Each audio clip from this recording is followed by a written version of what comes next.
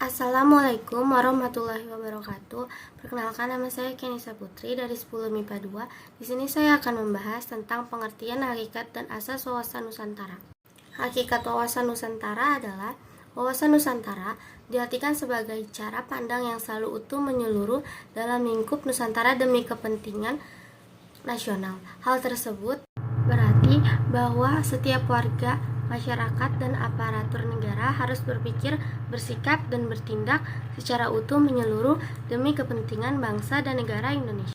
Dalam pandangan lain, hakikat wawasan Nusantara dapat diartikan sebagai keutuhan Nusantara yang merupakan cara pandang secara komprehensif terhadap lingkungan Nusantara dalam mewujudkan kepentingan nasional. Hal ini dilakukan oleh setiap warga negara termasuk aparat negara. Asas wawasan Nusantara. Asas wawasan Nusantara merupakan ketentuan atau kaidah dasar yang harus dipatuhi, ditaati, dipelihara, dan diciptakan demi tetap taat dan setianya komponen pembentuk bangsa Indonesia terhadap kesepakatan bersama. Jika asas wawasan Nusantara diabaikan, komponen berbentuk kesepakatan bersama akan melanggar kesepakatan bersama tersebut, yang berarti tercerai berainya bangsa dan negara Indonesia.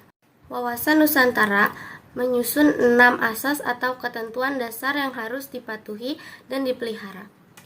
Keenam asas tersebut antara lain sebagai berikut: kepentingan bersama, keadilan, kejujuran, solidaritas, kerjasama, dan kesetiaan. Kedudukan, fungsi, dan tujuan wawasan Nusantara. Wawasan Nusantara berkedudukan sebagai visi bangsa. Wawasan nasional merupakan visi bangsa yang bersangkutan dalam menuju masa depan. Visi bangsa Indonesia sesuai dengan konsep wawasan Nusantara adalah menjadi bangsa yang satu dengan wilayah yang satu atau utuh pula. Kedudukan wawasan Nusantara sebagai salah satu konsepsi ketatanegaraan Republik Indonesia. Yang pertama, kedudukan.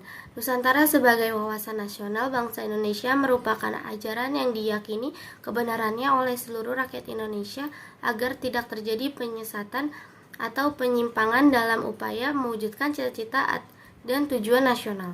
Yang kedua, fungsi. Wawasan Nusantara berfungsi sebagai pedoman, motivasi, dorongan, serta rambu-rambu dalam menentukan segala kebijaksanaan, keputusan, tindakan, dan perbuatan bagi penyelenggaraan negara di tingkat pusat dan daerah maupun bagi seluruh rakyat Indonesia dalam kehidupan bermasyarakat, berbangsa, dan bernegara. Yang ketiga, tujuan. Wawasan Nusantara bertujuan mewujudkan nasionalisme yang tinggi di segala aspek kehidupan rakyat Indonesia, yang lebih mengutamakan kepentingan nasional daripada kepentingan individu, kelompok, golongan, suku bangsa, atau daerah. Kepentingan-kepentingan tersebut tetap dihormati, diakui, dan dipenuhi selama tidak bertentangan dengan kepentingan nasional atau kepentingan masyarakat. Nasionalisme yang tinggi di segala bidang demi tercapainya tujuan nasional tersebut merupakan pancaran dari makin nikatnya rasa, paham, dan semangat kebangsaan dalam jiwa bangsa Indonesia sebagai hasil pemahaman dan penghayatan wawasan Nusantara. Sekian dari saya. Wassalamualaikum warahmatullahi wabarakatuh.